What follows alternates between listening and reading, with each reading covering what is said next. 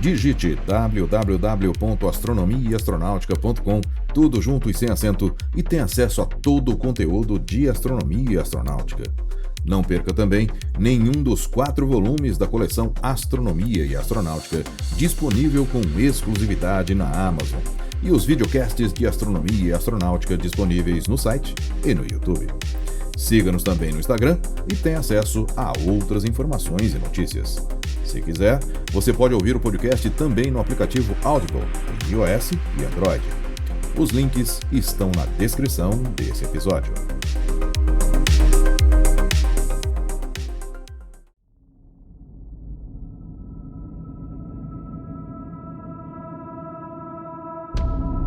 Em 2006, a União Astronômica Internacional tomou uma decisão que chocou o mundo. Plutão deixava de ser planeta. Mas por quê? Neste episódio, vamos explorar a história dessa polêmica, os critérios científicos por trás da decisão e o que as sondas espaciais revelaram sobre esse mundo gelado. Olá, eu sou Florisberto, apresentador do podcast Astronomia e Astronáutica, e vou levar você nessa viagem.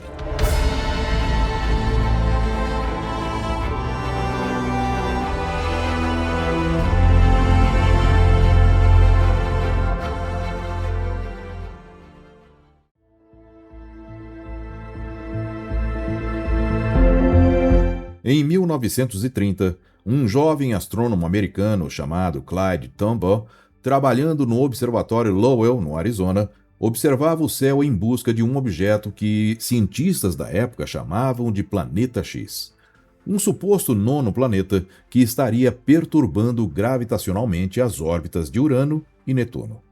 Em fevereiro daquele ano, Tombaugh comparou 2 fotografias do céu tiradas com dias de diferença e percebeu algo se movendo lentamente entre as estrelas.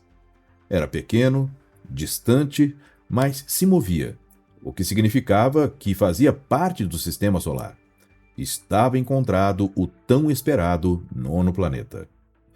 O nome Plutão foi sugerido por uma garotinha inglesa de 11 anos que se chamava Venetia Burney, que se inspirou no deus romano do submundo.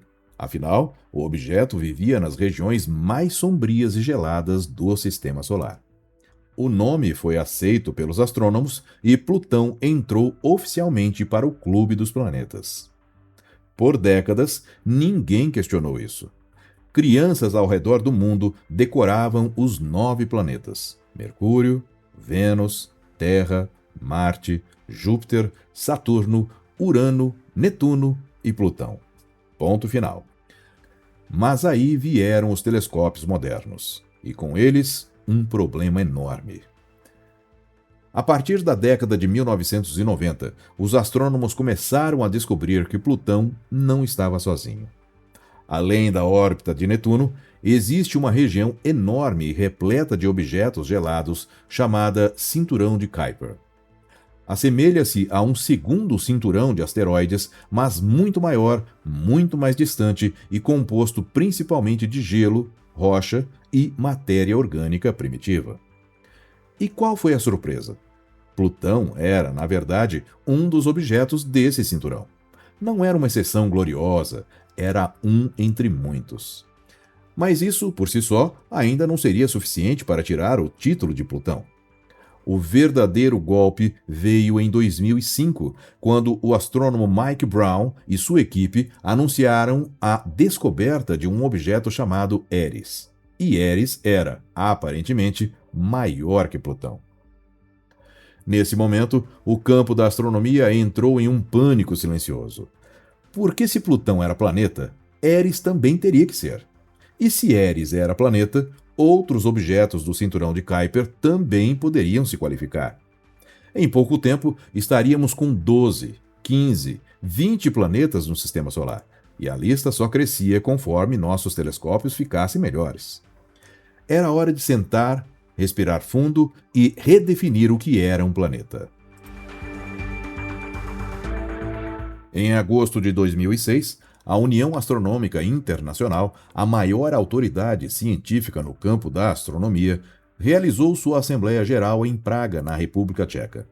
Na pauta, uma votação histórica para definir, pela primeira vez de forma oficial, o que é um planeta. Após intensos debates, os astrônomos chegaram a 3 critérios que um objeto celeste precisa cumprir para ser chamado de planeta. Primeiro, deve orbitar o Sol. Parece óbvio, mas é necessário dizer. Segundo, deve ter massa suficiente para que a própria gravidade o molde em uma forma aproximadamente esférica. Em outras palavras, não pode ser um objeto cósmico irregular. Terceiro, e esse critério é o que feriu de morte Plutão como um planeta, deve ter limpado a vizinhança ao redor de sua órbita. Esse terceiro ponto merece explicação. O que significa limpar a vizinhança? Significa que um planeta, ao longo de sua formação, usou sua força gravitacional para absorver, ejetar ou capturar gravitacionalmente todos os outros objetos menores que compartilhavam sua região orbital. Júpiter fez isso. A Terra fez isso. Netuno fez isso. Já Plutão não fez isso. Ele orbita o Sol dentro do cinturão de Kuiper, cercado por centenas de outros objetos de tamanho comparável. Gravitacionalmente falando, Plutão é um vizinho bagunceiro que nunca arrumou o próprio quarto. Com base nesses 3 critérios, a votação aconteceu. 424 astrônomos votaram a favor da nova definição, e Plutão foi rebaixado para uma nova categoria criada naquele mesmo dia, a de planeta anão. Porém, o mundo não gostou nada dessa mudança. A reação foi imediata e apaixonada.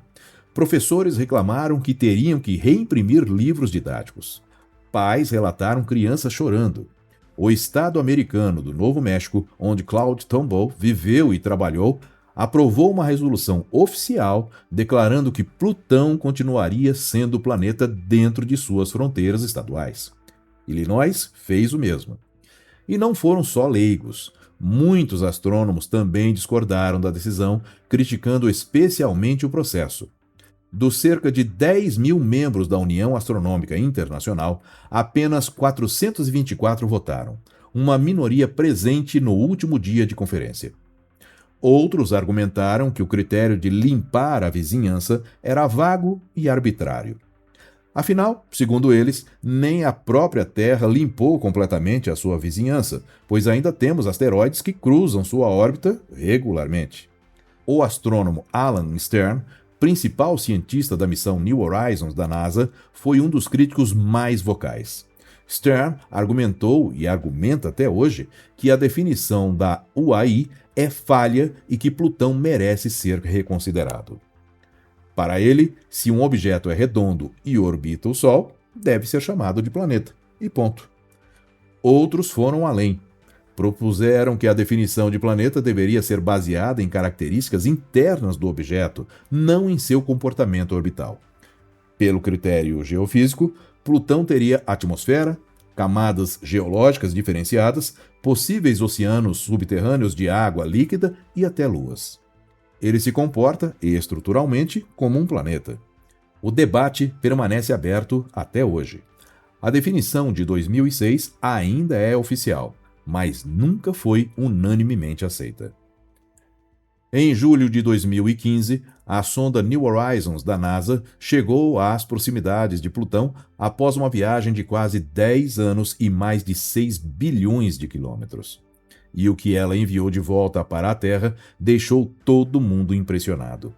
Plutão não era uma bola morta e sem graça que muitos imaginavam. Ele tinha montanhas de gelo de água tão altas quanto os Alpes europeus.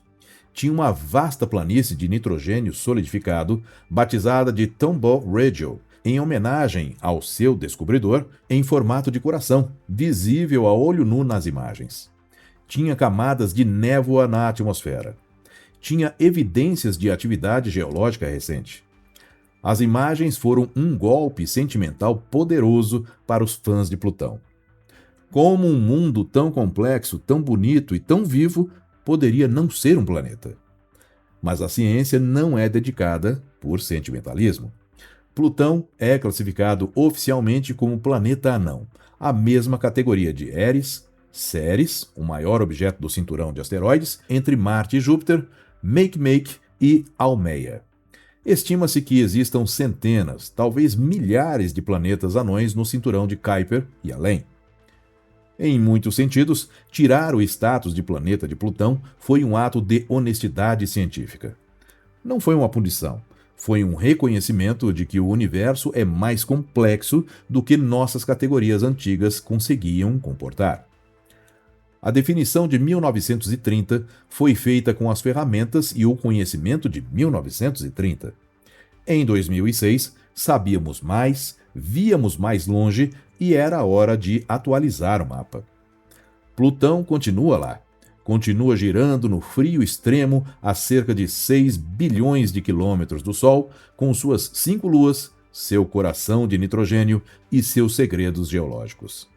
Ele não ficou menor depois da votação de Praga. A nossa compreensão dele é que ficou maior. E talvez essa seja a lição mais bonita que a astronomia pode nos dar. O universo não se importa com as nossas definições. Ele só existe, majestoso, indiferente e infinitamente mais surpreendente do que qualquer categoria que tentemos criar para descrevê-lo. Se você acredita no poder do conhecimento e quer continuar recebendo conteúdo de qualidade, seja através do podcast, do Instagram ou pelo YouTube, considere apoiar com qualquer valor através do apoia.se para manter ativos esses canais de astronomia e astronáutica. Eu sou Floresberto, produzi e apresentei esse podcast Astronomia e Astronáutica. Até a próxima viagem.